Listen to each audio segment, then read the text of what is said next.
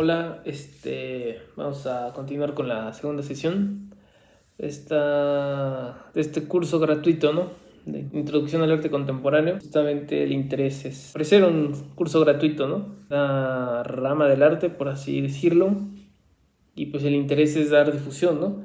Al público en general. Un poco enredados a la primera sesión y tal vez así sean las siguientes, pero el chiste es sacar los videos y creo que esta es la forma en la que más me desenvuelvo. Entonces de ahí que los videos tengan como formato. Pero bueno, justo hablábamos ayer de Warhol, de las latas, que son de 1962. Y justo también sacó las cajas brillo. Las latas salían en este formato, ¿no? Como tal. Pero como que sería como pintura al parecer. Y la caja brillo las presento así tal cual. Como las cajas. Pero no eran cajas de brillo exactamente, eran cajas pintadas eran las cajas pintadas con el logo de brillo y la publicidad de brillo, etc. Es una caja, una obra de arte de 1964. Y justo ponen una cita de Danton, ¿no? De Arthur Danton, como lo veíamos ayer. Contribuyó a mostrar que la belleza no era consustancial al concepto de arte y que una cosa podía seguir siendo arte independientemente de que la belleza estuviera presente en ella. El concepto de arte puede requerir que la presencia de algunos rasgos entre los cuales está el de la belleza, pero también otros muchos como la sublimidad, por citar otros rasgos muy debatido en el siglo XVIII, según él, ¿no? En 1964, Andy Warhol trajo a la escena artística donde la influencia de los ready-mades es esencial. Ya la fuente, como vimos ayer, cuestionó si cualquier objeto podía ser arte y el concepto de belleza de los mismos. Temas que se traen de nueva colación, aunque esta vez el artista estadounidense parece ir un paso más allá. Bueno, aquí, y justamente el artículo de esta misma página habla de que Duchamp no estaba queriendo enseñar. Bueno, el mismo Duchamp no habló del carácter artístico de la fuente, ¿no? Pero bueno, aquí dicen que sí, pero justo ellos mismos dicen que no, y justamente no fue así. Pero bueno. También había que preguntarse si Warhol lo pensaba exactamente así, ¿no? Incluso como Danton lo quiere dar a entender. En estas cajas se representa objetos de uso diario, pero son elevados a la categoría de arte, por lo que plantea, y miren, justo arte con la palabra con A mayúscula, ¿no? Cuando un objeto cotidiano deja de serlo para hacer arte, preguntan. Además, el concepto de autoría también se encuentra en entredicho porque el logo fue realizado por James Harvey. Sin embargo, esto no parece tan relevante cuando Warhol lo ha hecho algo suyo. Ha tomado esa marca y la ha convertido en un elemento artístico. El concepto de autoría y artista se difuminan hasta emborronarse. Igualmente, el concepto de la obra se ve afectado a diferencia de Duchamp. Warhol no estaba presentando un objeto, sino la imagen de uno. Tomó la imagen realizada por Harvey y la convirtió en arte, por lo que lleva a cuestionarse la realidad de la obra y qué es el mismo arte. Esto produce que el artista ya no tenga por qué tener la presión de si algo es arte o no, porque ahora todo lo podría ser. Esta obra no solo muestra cómo el arte responde a la historia y el pensamiento del momento, sino que refleja cómo se sumergía de nuevo en cambios, trayendo consigo algunas de las cuestiones que se plantearon en 1917. El arte puede ser cualquier cosa que determina que un objeto sea arte o no. Su categoría de arte es otorgada por su presencia en el cubo blanco o por el nombre del artista. Estas cajas fueron una revolución artística. Afirman una crisis con la figura del autor y de la propiedad. Estableció las directrices de un nuevo papel en el espectador, lo real y lo que no comenzaba a ser dos elementos que se fusionan. Al fin y al cabo, esta obra sentó las bases de lo que sería el elemento principal de la cultura postmoderna, la ficción, algo que parece ser pero que realmente no es. Incluso ahí podría entrar tal vez la era del espectáculo, ¿no? La sociedad. Bueno, y aquí nos invitan a apoyar a la página, ¿no? Que yo creo que sí es una buena página. Está de arte, historia de arte. Pero justo eso que ya casi se firma cualquier cosa y es arte, pues sí, en México, en los 80s, pues sí pasó bastante, ¿no? En los 60s también. Que ya se firmaba cualquier cosa y se decía que era arte, ¿no? Entonces de ahí, creció la obra de los hartos. Soy artista con H. El 30 de noviembre de 1961, un grupo de creadores autodenominado Los Hartos presentó una exposición en la Galería Antonio Sousa en la Ciudad de México. El objetivo de la exposición era mostrar el hartazgo del grupo frente al egocentrismo de los artistas modernos y la glorificación del gran arte. Por ello, los integrantes se autodenominaron artistas. La muestra reunía obras de Matías Geritz, José Luis Cuevas, Pedro Friedberg, Benito Rodríguez, Agripina Maqueda, Jesús Reyes Ferreira, Katy Horna, entre otros. Durante la inauguración, los hartos distribuyeron un impreso que fijó su posición estética y ética. Estamos hartos de la pretenciosa imposición de la lógica y de la razón, del funcionalismo, del cálculo decorativo y desde luego de toda la pornografía caótica del individualismo, de la gloria. Vamos a pasar al land art, ¿no? Que Robert Smithson, un artista contemporáneo relacionado con el land art. Y él creó la Spiral Yeti, ¿no? O la Spiral Yeti. Bueno, así muy resumido, él hablaba del sight y non-sight. El non-sight eran cosas de la naturaleza que traía al espacio expositivo, ¿no? Como estas piedras, principalmente.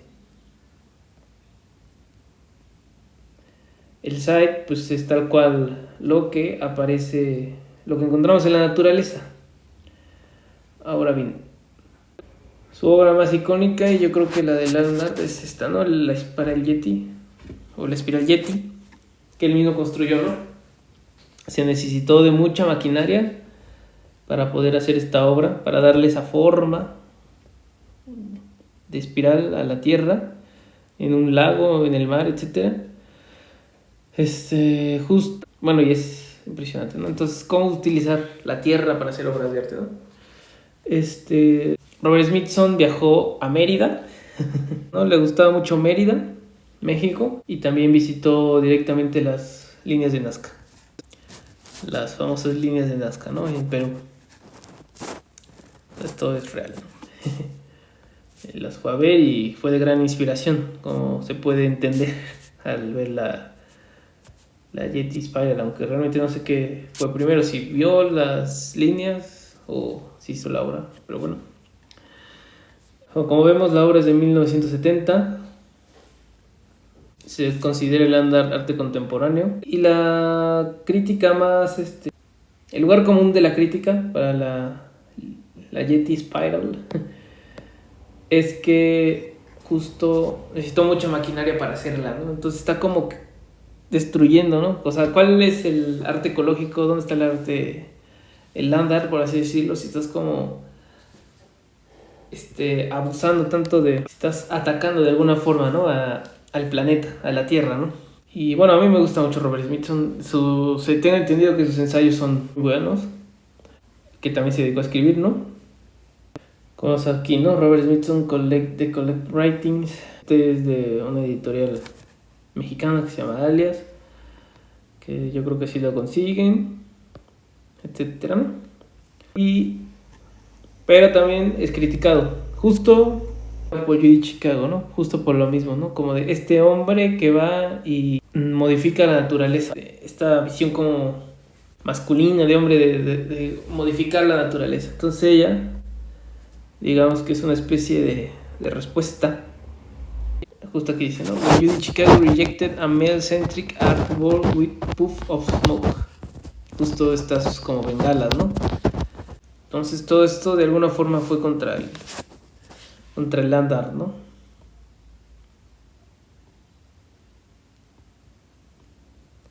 También había fuegos artificiales justamente. Pero bueno, vamos a leerlo. A Judy Chicago le gusta jugar con fuego. La mayoría de nosotros la conocemos como una feroz líder del movimiento artístico feminista de los años 60, en el que se opuso al sistema patriarcal. El mayor cumplido que podía recibir en aquella época era pintas con un hombre. ¿Puedes creerlo? Me dice por teléfono con su franqueza habitual. Ahora, si alguien intenta decirme eso, probablemente le daré una patada en los huevos. Chicago tuvo al menos una pelea con un artista masculino en los primeros años de su carrera. No le gustó la muestra de 1970 de Richard Serra en el Museo de Arte de Pasadena.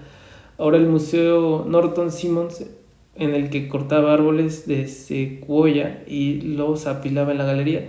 Se produjo una pelea entre los dos. Estaba y estoy horrorizada por el entorno construido masculino y el gesto masculino de derribar árboles y cavar agujeros en la tierra, dice. Pero en lugar de dejar que su reacción o su obra se fuese agravando, lo canalizó hacia su propia práctica artística, hacia los fuegos artificiales, para ser exactos. En 1968, varios años después de graduarse del programa de Maestría de Bellas Artes de la UCLA, Chicago había comenzado una serie llamada Atmósferas. En la primera iteración, utilizó máquinas de humo para cubrir una calle de Pasadena con un velo de nieve blanca, etc. Suavizaba todo. Recuerda sobre los efectos de vapor. Hubo un momento en el que el humo comenzó a disiparse, pero quedó una neblina y el mundo entero se feminizó, aunque solo fuera por un momento. La pieza despertó el interés del artista tanto por feminizar la atmósfera dominada por los hombres que la rodeaba como por la pirotecnia. En ese momento, como joven artista, Chicago luchaba con lo que ella describe como la escena artística machista del sur de California. Quería suavizar ese ambiente machista, explica. Cuando miró el cielo y vio una luz diáfana que se filtraba a través de la niebla, se le ocurrió una idea: voy a hacer fuegos artificiales. A principios de los años 60, Chicago estaba rodeado de las obras de artistas que más tarde dominarían el movimiento land art, como Michael Heister y Robert Smithson. También se codeaba con los partícipes del grupo Light and Space, todos ellos hombres. Conoció a James Turrell cuando él tenía apenas 25 años y Robert Irwin acudió a su exposición de graduación de la UCLA. Como lo recordaba una etiqueta de pared de su retrospectiva de 2014 en el Museo de Brooklyn, pasaba el rato con artistas masculinos en el bar Bernie's Manor y adoptaba sus actitudes de tipo duro. Reprimió la imagen que hacía referencia directa a su género. Pero el enfoque no le sentaba bien. Tenía una sensibilidad inherente diferente que tenía que ver con el contacto y la fusión en el entorno y la sensibilidad hacia él. Explica, a finales de los años 60 empezó a alejarse del grupo y de su ficción por las herramientas eléctricas, el fetiche de acabado y las alteraciones físicas de la tierra, como la tala de árboles o la Yeti Spiral, ¿no? A través de un aprendizaje en una empresa de pirotecnia, Chicago aprendió a encender fuegos artificiales por sí misma. Siempre le había interesado la resonancia emocional del color y comenzó a experimentar con humo teñido. En 1968 llenó el Brookside Park de Los Ángeles con etéreas nubes anaranjadas, Orange Atmosphere. En 1969 llevó la serie a la playa de Santa Bárbara, donde ascendió sublimes oleadas de niebla púrpura, Purple Atmosphere 4, se difundieron en el aire del mar y parecían elevarse sobre el océano. A diferencia de las acciones de algunos de sus colegas masculinos, las intervenciones de Chicago en mundo natural no implicaron ninguna destrucción del paisaje, sino que los suavizaron y resaltaron su belleza. A veces el humo actuaba como una cortina que se levantaba lentamente para revelar el impresionante paisaje que se encontraba detrás. En otras ocasiones se enroscaba sobre las curvas y surcos del entorno, enfatizando sus elegantes y variados contornos. Ya nada más para concluir, pero pues la nota la pueden leer en artsy.net. Hoy día, gracias al creciente interés por el movimiento artístico feminista, Chicago ayudó a forjar. Es posible que pueda hacerlo realidad. Imagínese, dice, llenar ese espacio con un feminista. También es muy relevante o conocida su obra The Dinner Party. Es esta, ¿no? Es una mesa.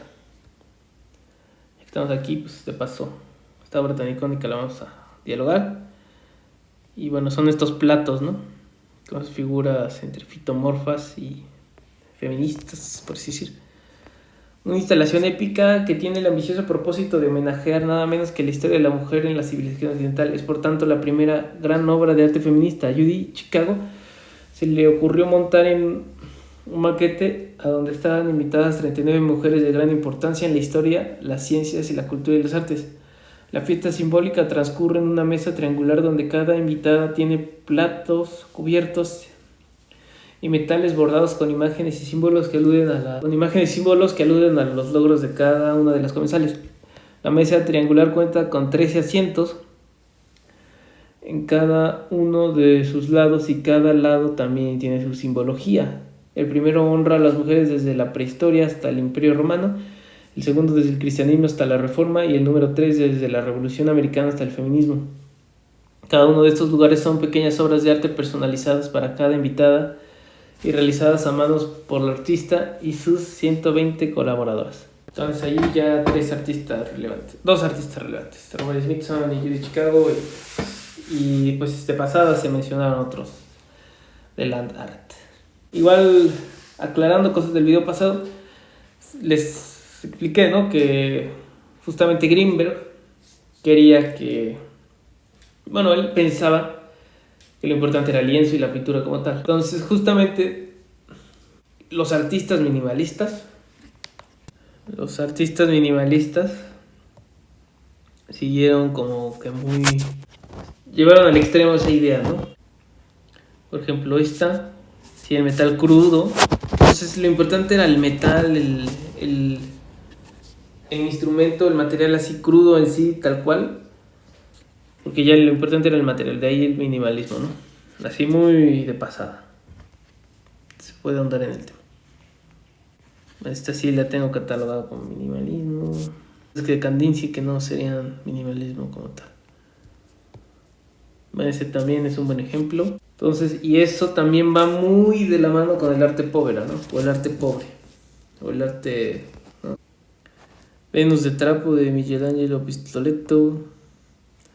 De los trapos es la más conocida de todas las obras de Pistoletto, creo, usando trapos y se considera el emblema del arte pobre. El movimiento artístico italiano del cual Pistoletto fue figura destacada. Todo lo pueden investigar ya por su cuenta, ¿no? O sea, si les llaman más o menos el arte minimalista, lo pueden googlear. Hay videos, seguramente hay videos en YouTube explicando más. Si no, pues ya haría yo el mío. Voy a checar eso, ¿no? Igual un poco de Warhol. Justo viendo mi video pasado dije que lo rescatable, ya no dije nada. Pero bueno, hay que rescatar muchísimas cosas, ¿no? Pero lo que me encanta es su cinismo, ¿no? Cómo se graba sus videos, sus películas también son muy buenas. O sea, tiene películas y videos cortos, o no tan cortos, pero representaba el consumismo Warhol también al mismo tiempo. Mientras los hippies estaban en Woodstock, etc., Warhol estaba en Nueva York con la élite pasándosela bien, ¿no? Bueno, ahora bien, creo que este triángulo no está exactamente como debe ser, pero todas las imágenes lo muestran así. Entonces, pues lo vamos a seguir así. Infraestructura es las relaciones de producción, o sea, la economía y la fuerza productiva, ¿no? Ambos conceptos fueron acuñados por Karl Marx para explicar la estructura económica de la sociedad. Aunque Enrique Dussel justamente dice que Marx no teorizó eso, pero bueno. Pero se le atribuye a Marx cotidianamente. Así que es raro que alguien los vaya a corregir, pero todavía no se sabe si. Bueno, tengo que investigar. Bueno, entonces la infraestructura es el modelo económico, ¿no? Y la superestructura es la religión. Entonces, según yo, es al revés. Entonces lo voy a decir como yo lo conozco. La superestructura, pues, que es el modelo económico, determinaría todo lo demás, todo el arte, etc. En este caso, si estamos en una sociedad neoliberal, la superestructura es, o bueno, digamos que la base, ¿no? Bueno, la superestructura sería el modelo neoliberal. De la infraestructura está determinada por la superestructura, que es el neoliberalismo. Es por eso tanta reivindicación de instituciones particulares, porque las instituciones particulares son como la base del neoliberalismo, las empresas transnacionales. Entonces, por eso tanta reivindicación del arte contemporáneo, porque nuestro arte actual está determinado por la superestructura.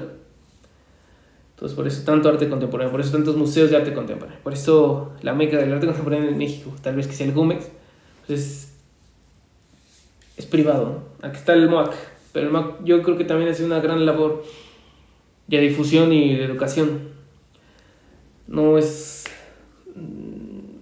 Sí se rige bajo lógicas de arte contemporáneo, obviamente, porque es un museo de arte contemporáneo. Pero hay muchísima difusión, que el Jumex también. Pero es diferente el enfoque, siento. El Jumex me parece mucho más superficial, realmente. Pero bueno, son ejemplos. Entonces, Pero en el contexto de las vanguardias, justamente Lenin decía que había que aprovechar lo mejor de las vanguardias burguesas, ¿no? Que al principio pues las vanguardias no quisieran ser burguesas, pero fueron cooptadas, ¿no? Entonces, pues igual ir por ahí, ¿no? O sea, tomar lo mejor de los artistas contemporáneos para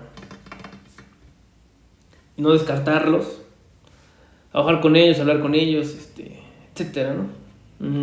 Es muy criticado Gabriel Orozco, ¿no? Gabriel Orozco, que creó esta obra gigante, por ejemplo, todas estas obras. Está en una biblioteca, tengo entendido, etcétera, ¿no? También es súper conocido, pero bueno. Bueno, es que él se entiende que es como un artista contemporáneo, hijo del neoliberalismo, ¿no? Muy apoyado por... Sí, justo se habla que es como el artista constituido de Vicente Fox, ¿no? Pues sí, un presidente neoliberal de alguna forma, no... Tal vez no tanto como Salinas, pero sí muy neoliberal.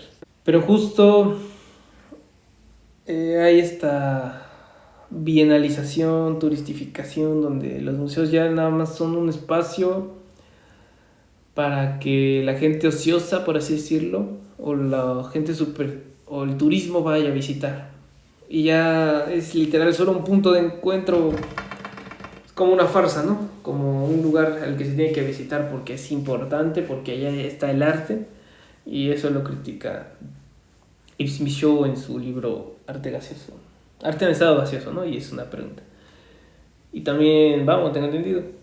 Y como dije, Fernando Castro, ¿no? Al final de la sesión pasada.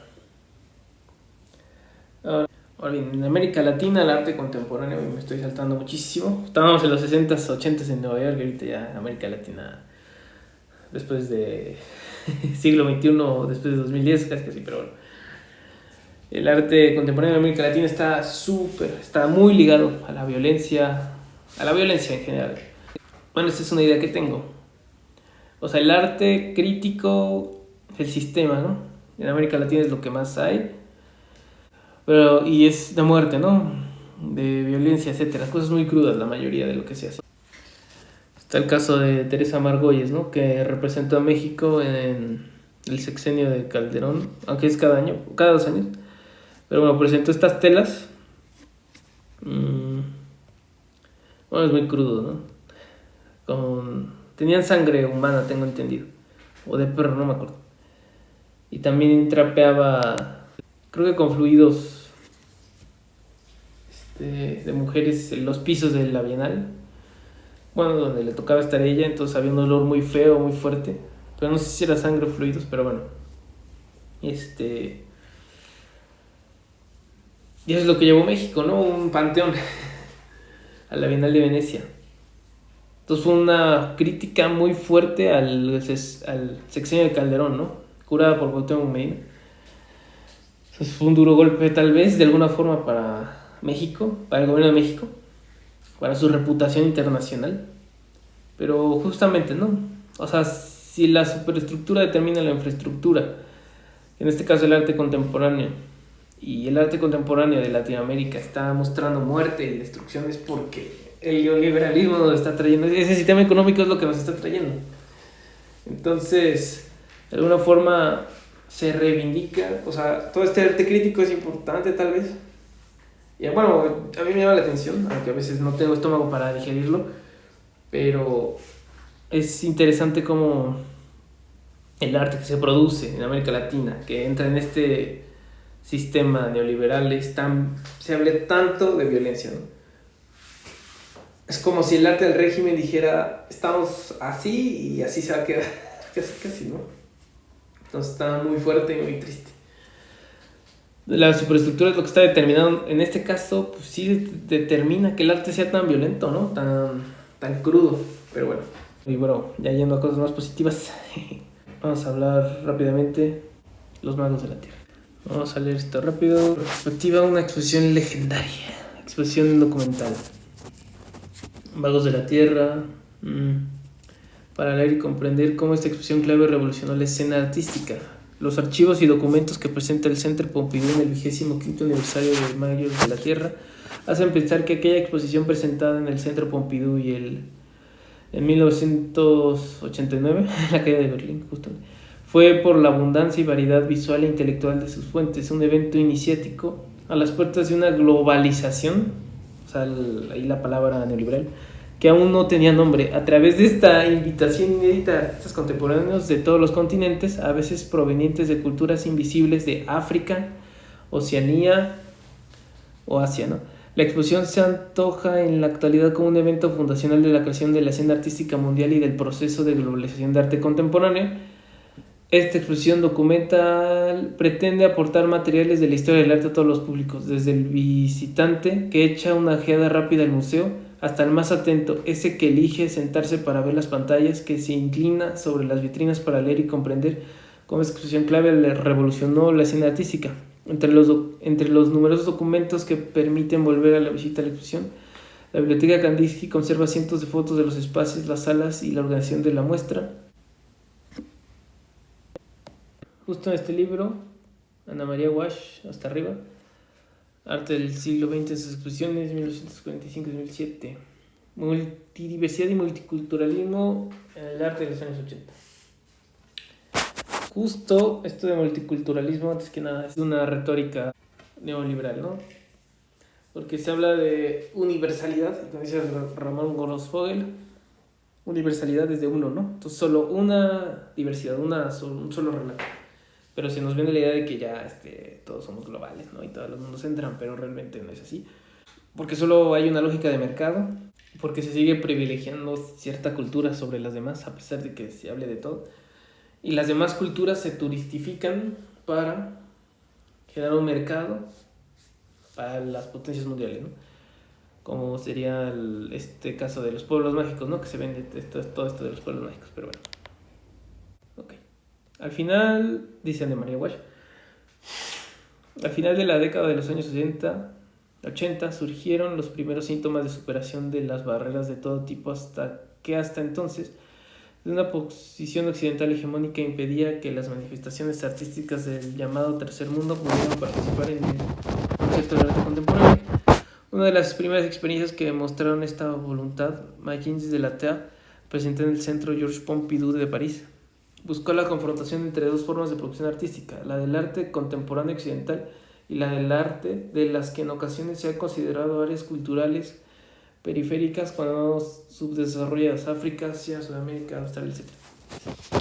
Aquellas que, según el comisario Jan Hubert Martin, eran portadoras de valores metafísicos. La pretensión era, pues, plantear el concepto de la aldea global del arte en la que el occidental no compitiera y menos no fuese guía o modelo, sino simplemente cohabitara con el arte de otras culturas definidas desde Occidente en términos de su otredad. Si bien, como reconoció el propio comisario de la muestra en respuesta a una pregunta de Benjamin H. Butlock, no sé realmente cómo uno puede evitar del todo una visión etnocéntrica. Tengo que aceptarla hasta cierto punto, a pesar de todas las correcciones autorreflexivas que hemos intentado incorporar a nuestro método. En esta búsqueda, convivencia entre códigos culturales en principio irreconocibles, se presentaron entre otras muchas obras la del artistas nigerianos de Benín, estatuas funerarias de cemento de tamaño natural de comunidades aborígenes australianas, pinturas de tierra del Zaire, arquitectura fantástica del Tíbet, de Costa de Marfil, junto con signos vudú trazados en el suelo, a esculturas rituales y realizadas sobre arena de los indios navajos, y todo ello entremezclados con productos occidentales, y el video instalación de Nam June Paik y su viaje caleidoscópico entre lugares geográficos dispersos, el mural británico Richard Long, las instalaciones de Claes Oldenburg de Mario Mert y el artista ruso Ilya Kabakov.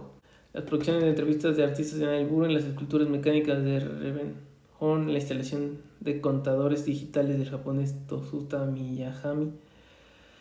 En Magos de la Tierra convivieron, pues, maneras creativas generadas desde distintas posiciones geográficas y culturales, no privilegiando, supuestamente, pero ninguna de ellas, en un reconocimiento de multiculturalismo en el ámbito de una cierta corrección política y de un cierto particularismo.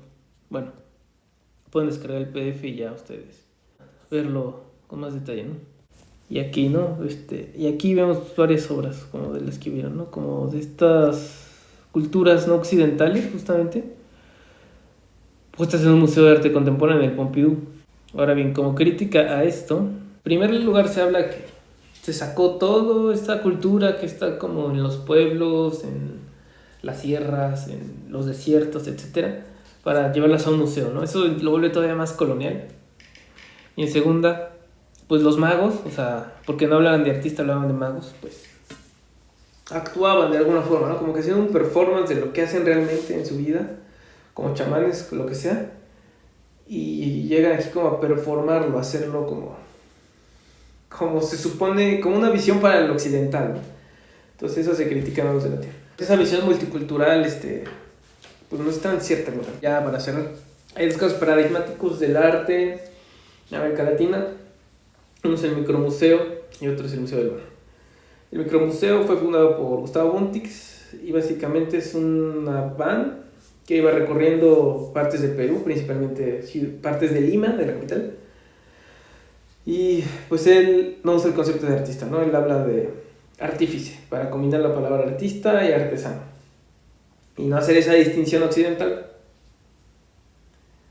Un problema que se le puede criticar es que tal vez el Micromuseo, que ya tiene como sede un edificio tal cual, que tiene colección de arte, pues, de pueblos originarios, artesanía, llamada artesanía, arte contemporáneo, cosas culturales, etcétera, objetos culturales. Y también está, y bueno, y en Paraguay el Museo del Barro, ¿no? Fundado prácticamente por Ticio Escobar. Ahí tampoco hay como tal, no hablan de artífice, pero tampoco hay como tal una distinción entre artista, arte contemporáneo y artesanía y obra ritual, etcétera, ¿no? También es criticado porque se habla como de que se está mercantilizando arte de pueblos originarios, pero bueno, esas obras también ayudan muchísimo a la gente y pues también es un lugar donde la gente va, pero se reivindica muchísimo el arte indígena. Entonces, son como museos de coloniales, por así decirlo. No existe la palabra museo de colonial, pero sí tiene una lógica de colonial, ¿no? O que escapa al colonialismo. Y yo creo que serían como los paradigmas que deberíamos seguir en América Latina, esos dos museos. De hecho, hay un libro de Carmen Pinochet que se llama Derivas críticas del Museo de América Latina, ¿no? Por siglo XXI. Ahí se habla exactamente de esos dos museos, prácticamente. Bueno, entonces justamente, bueno, y pasando a otra cosilla, o regresando, Arturo Danto explica que las instituciones del arte determinan lo que es arte, ¿no? Los museos de arte contemporáneo, etcétera, ¿no? El caso de Jeff Koons, debemos conocer sus obras, que la verdad llaman mucho la atención. Sí son llamativas. Pero hasta él mismo ha dicho, ¿no? Que él es un empresario y que él invierte para crear estas obras y así venderlas.